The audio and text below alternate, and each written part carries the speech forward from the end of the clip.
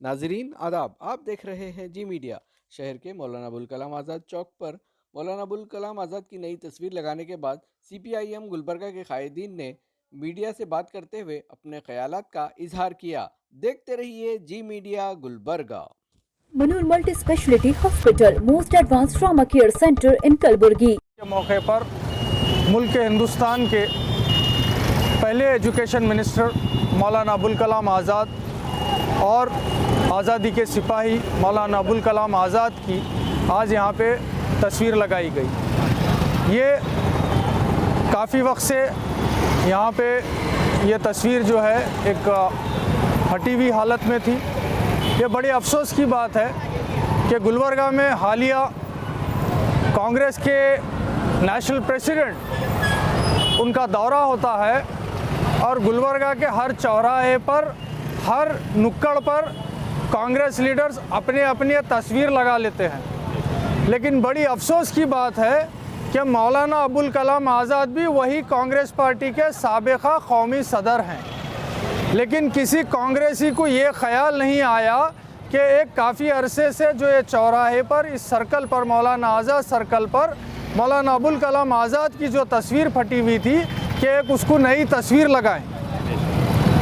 ये बात एक क्लियर वाज़े करती है कि कांग्रेस में मुस्लिम क़ियादत की कोई क़दर नहीं है। अगर क़दर होती तो जिस तरीक़े से मौजूदा नेशनल प्रेसिडेंट का दौरा था, उनके तस्वीर लगाए गए, उसी तरीक़े से कांग्रेस पार्टी अपने साबिक़ा सदर के भी तस्वीर लगा सकती थी।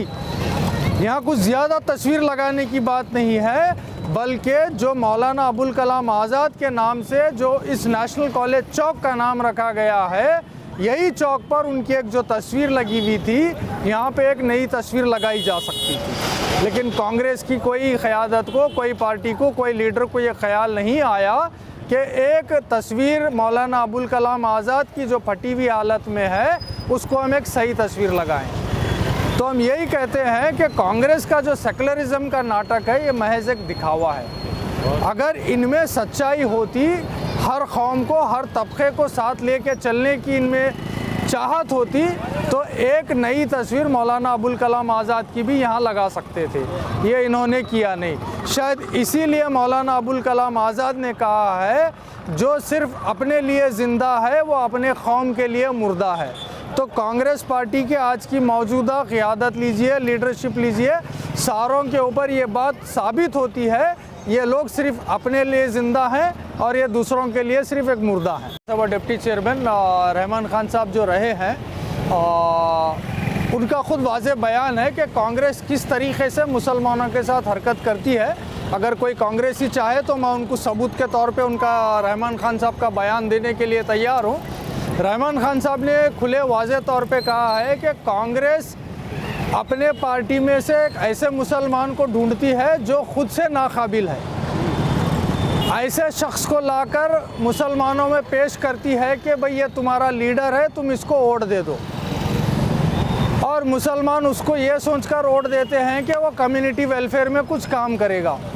लेकिन वो शख्स जीतने के बाद ये सोचता है कि उसको कांग्रेस पार्टी MLA या MP बनाई है, बल्कि वो कौम नहीं। इसलिए वो पार्टी की वफ़ादारी करता है और कौम से गद्दारी करता है। ये मेरे अल्फाज नहीं है, बल्कि ख़ुद रहमान खान साहब के स्टेटमेंट है। अगर किसी को चाहिए कांग्रेस लीडर को तो मैं देता हूँ। और रही बात गुलबर्गा की, जो अभी हालिया में जिस तरीके से चल रही है गुफ्तगू, सबसे पहले बात तो कि भाई मैं खैर वुमेन रिप्रेजेंटेशन की बड़ी तायद करता हूँ और वुमेन रिजर्वेशन की तायद करता हूँ।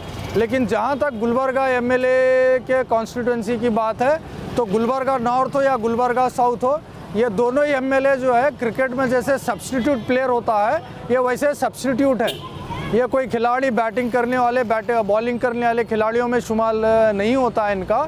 मैं इसलिए कह रहा हूँ, कल्याण कर्नाटका रीजन KKRDB का जो बोर्ड बना है, उसका जो सालाना बजट आता है, वो बजट 3000 करोड़ में से इस साल का बजट अनयूज्ड है अभी तक।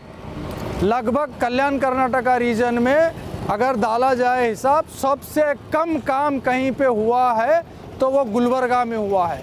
ये आप दोनों एमएलए को जाके पूछिए, जो बोर्ड मेंबर भी हैं गुलबर्गा नॉर्थ एमएलए और केकेआरडीबी चेयरमैन है गुलबर्गा साउथ एमएलए, ये दोनों से जाके सवाल कीजिए कि कितना बजट अलॉट हुआ था, कितना बजट आया केकेआरडीबी के लिए और उन्होंने कितना डेवलपमेंट वर्क किया है।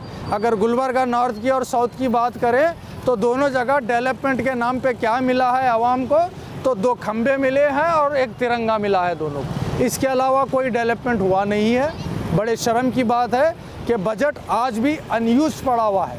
तो हम ये कहते हैं कि ये नाहिल हैं पूरी तरह से, चाहे गुलबर्गा साउथ एमएलए लीजिए, चाहे आप नॉर्थ एमएलए लीजिए या गुलबर्गा ग्रामीण। गुलबर्गा की majority of Awam one sided vote करके आई, तो इस बार अगर रिप्लेसमेंट की बात हो रही है, आप एमएलए को नाहिल और नाकारा बताया जा रहा है, तो कौन ऐसा कायद बन सकता है गुलबर्गा शहर के लिए जो मुसलमानों की लीडरशिप कर सके और एमएलए बन सके? मैं सबसे पहले तो कायद नाम को ही तस्लीम नहीं कर सकता सब, क्योंकि जमहूरियत का निज़ाम है और ना कोई ऐसा कायद का निज़ाम होता है या नुमाइंदगी की बात है जो कौम की बेहतर या आवाम की बेहतर नुमाइंदगी कर सकता है, आवाम की आवाज़ बनकर पार्लियामेंट में, असेंबली में जो आवाज़ बुलंद कर सकता है, ऐसे लोगों के साथ, ऐसे पार्टीज़ के साथ आवाम का तायद करना और साथ जुड़ना आवाम के लिए बेहतर है और तरक्की लाने के लिए बेहतर है।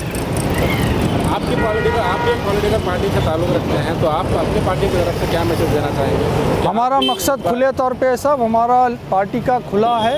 We are ready to stand with devil to defeat BJP. इस वक्त मुल्क के जो हालात हैं और इस वक्त जिस तरीके से कॉन्स्टिट्यूशन पे हमले हो रहे हैं और कॉन्स्टिट्यूशन को ख़त्म कर मनुवादी राजनीति जो लाने का, जो आरएसएस का जो एजेंडा चला है, जिस तरीके से एक आरएसएस के एक्स प्रचारक नरेंद्र मोदी जो पीएम है, जिस तरीके से कॉन्स्टिट्यूशन को ख़त्म करने की साजिश कर रहे हैं पूरी बीजेपी हुकूमत, इस वक्त कॉन्स्टिट्यूशन को बचाना ही सबसे बड़ी देशभक्ति और हुब्बुल वतनी है। और यही कहेंगे हम आवाम से कि कॉन्स्टिट्यूशन को बचाने के लिए आवाज़ बुलंद करते रहें और बीजेपी के आवाम मुखालिफ, जन मुखालिफ, किसान मुखालिफ, ताजिर मुखालिफ नीतियों का, स्टूडेंट मुखालिफ नीतियों का पुरजोर सड़कों पे उतर कर एहतजाज करके मुखालिफत करें।